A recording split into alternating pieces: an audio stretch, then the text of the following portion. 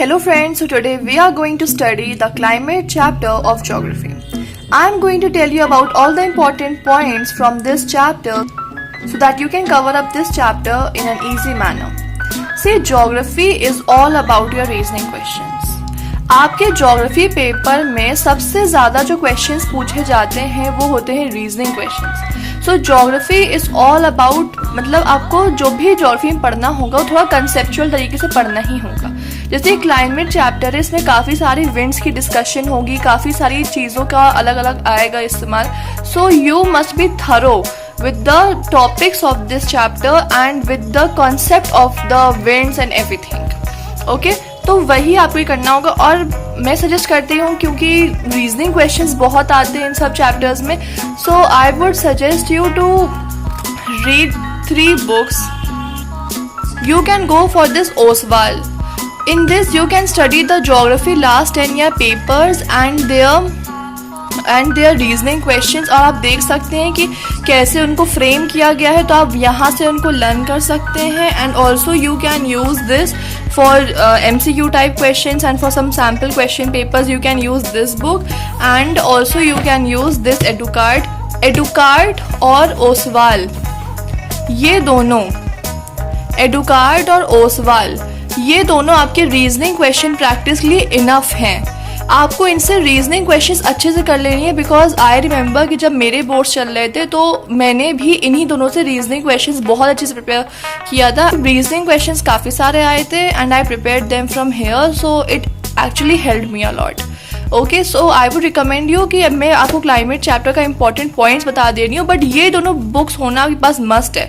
और वैसे भी मैं एंड में क्वेश्चन शेयर कर दूंगी, मतलब एडुकार्ड से शेयर कर दूंगी मैं, so you must have them. Okay, इसमें कुछ ऐसे रटने वाली चीज़ नहीं होती, आपको हर चीज़ बहुत अच्छे से क्लियर रहना चाहिए. तो क्लाइमेट देखो, we know that the climate of India is described as the monsoon और ट्रॉपिकल मानसून टाइप. ठीक है, तो ये इंपॉर्टेंट है, ये पता होना ही चाहिए. और फिर factors affecting the climate of India, these are very important. Basically आपके जो एक तरीके से रीजनिंग क्वेश्चंस बनते हैं ना, वो इन्हीं फैक्टर्स से बनते हैं. लैटिट्यूड से बनते हैं, हिमालयन, और ये हिमालयन माउंटेन्स वाला बहुत इंपॉर्टेंट है. वो बोलेगा कि क्वेश्चन आता है कि how are Himalayas responsible for the tropical climate of India. So ये उसका आंसर है. 2-3 पॉइंट्स में इसको डिवाइड करके इस आंसर को लिखना होता है. तो factors affecting the climate of India very important. Basically जो रीजनिंग क्वेश्चन जितने भी आपके होते हैं वो इन्हीं से आते हैं, तो इनको तो अच्छे से प्रिपेयर करना ही चाहिए आपको. डिस्टेंस फ्रॉम द सी, ये भी बहुत इंपॉर्टेंट. फिर ये ऑल्टीट्यूड वगैरह ये सब बहुत इंपॉर्टेंट है. जेट स्ट्रीम्स की डेफिनेशन इंपॉर्टेंट है, ये आ चुकी है और आएगी. ठीक है, तो और ये वेरिड रिलीफ ये बहुत इंपॉर्टेंट है. वेस्टर्न घाट्स वगैरह, विंडवर्ड साइड और लीवर्ड साइड, ये बहुत इंपॉर्टेंट है. ये रीजनिंग क्वेश्चंस आते हैं. देखो जैसे कि यहाँ लिखा है कि Mumbai on the west coast records 190 centimetre and Pune, है ना.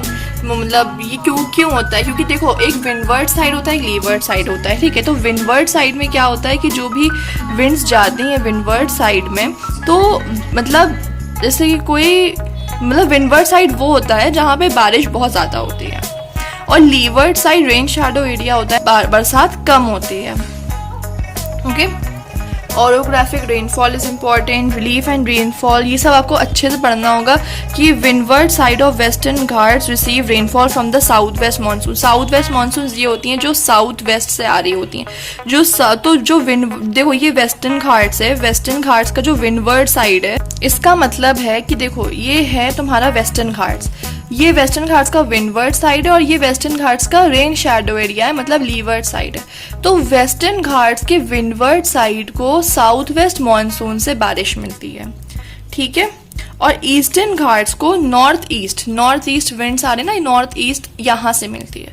तो ये सब आपको बहुत अच्छे से आपके दिमाग में, मतलब ये चैप्टर एकदम बस जाना चाहिए दिमाग में. आपका कंसेप्ट इस चैप्टर में पूरा होना इट्स वेरी इंपॉर्टेंट. ओके, फिर seasons in India are very important. ये 4 डिस्टिंक्ट सीजन्स इन इंडिया बहुत इंपॉर्टेंट है. इनसे वो आपको पूछ लेगा, इनसे MCQs बहुत आते. और इनकी कमेंसमेंट्स, मतलब कि ये कौन से मंथ तक चलता है, ये बहुत ही ज़्यादा इंपॉर्टेंट है. ये बहुत आता है क्वेश्चन इससे, तो प्लीज़ इसको अच्छे से कर लीजिएगा. मेजर कैरेक्टरिस्टिक्स भले ही कुछ इंपॉर्टेंट नहीं है, ये सब इंपॉर्टेंट इतना नहीं है, लेकिन western disturbances are very important. ठीक है, और ये याद रखना कि जहां भी लो टेम्परेचर होगा वहां पे हाई प्रेशर होगा, ठीक है। लो टेम्परेचर हाई प्रेशर, जिस एरिया में लो टेम्परेचर होगा उस जगह हाई प्रेशर होगा, ठीक है।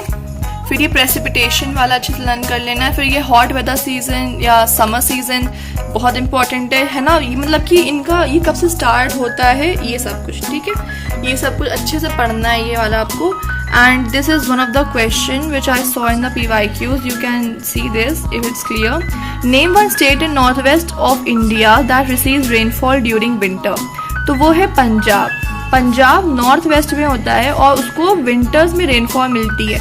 और वो उसको कौन से विंड्स देते हैं रेनफॉल? तो वेस्टर्न डिस्टर्बेंसेस है। वेस्टर्न डिस्टर्बेंसेस आपके नॉर्थ वेस्ट से आते हैं तो पंजाब में बारिश कर देते हैं, ठीक है। फिर ये सब आपको रीड करना इंपॉर्टेंट है। Local winds are very very very very important, इसको अच्छे से कर ही लेना है। इनके क्रॉप्स वगैरह अच्छे से करना है, ये क्या होते हैं उनको करना है अच्छे से। This is not very important. फिर रेनी सीजन अच्छे से कर लेना है, अच्छे से करना है सारे वेदर सीजन्स को। ये monsoon burst is very important, ये 2 मार्क के क्वेश्चन में आ सकता है और इसका एग्जाम्पल केरला है, बहुत ही इंपॉर्टेंट है, इसको अच्छे से कर लेना है। और फिर ये आपका रीजनिंग क्वेश्चन एक आता है, ये तो बहुत ही ज़्यादा इंपॉर्टेंट है, इसको तो अच्छे से कर ही लेना है। And here I made this कि मतलब एक समराइज फॉर्म में मेरे सामने आ जाए, तो वो ये है सारे सीजन और उनकी कमेंसमेंट्स और एंडिंग, ठीक है। और फिर ये मैंने एक पॉइंट लिखा था, you can read this, okay. ये यहाँ से रीजनिंग क्वेश्चन इंपॉर्टेंट है और सीजन ऑफ है ना, तो ये सब इम्पॉर्टेंट है, ये बहुत इंपॉर्टेंट है, ये आ सकता है डिफरेंस, और ये तो बहुत ही ज़्यादा इंपॉर्टेंट है, ठीक है। तो इनको तो अच्छे से कर लेना है, मतलब ये सब चीज़ें बहुत इंपॉर्टेंट है। और मैं आपको रीजनिंग क्वेश्चन शेयर भी कर दूँगी। फिर ये दोनों comparative study are very important. Distribution of rainfall in India, कैसे distribute, then this all you can read as a summary, okay. Then here are some questions, you can see them. और इसमें geography में आपके इस chapter से table वाले question बहुत आते हैं। So I will teach you these table type questions. मैं आपको ये टेबल टाइप क्वेश्चंस पढ़ाऊंगी लेकिन दूसरे वीडियो में, तो अभी के लिए आप समझ लीजिए इनको ऐसे ही, लेकिन मैं आपको ये पूरा पढ़ाऊंगी, एक अलग से वीडियो बनाऊंगी और इसमें टेबल बेस्ड क्वेश्चंस पढ़ाऊंगी, ओके। सो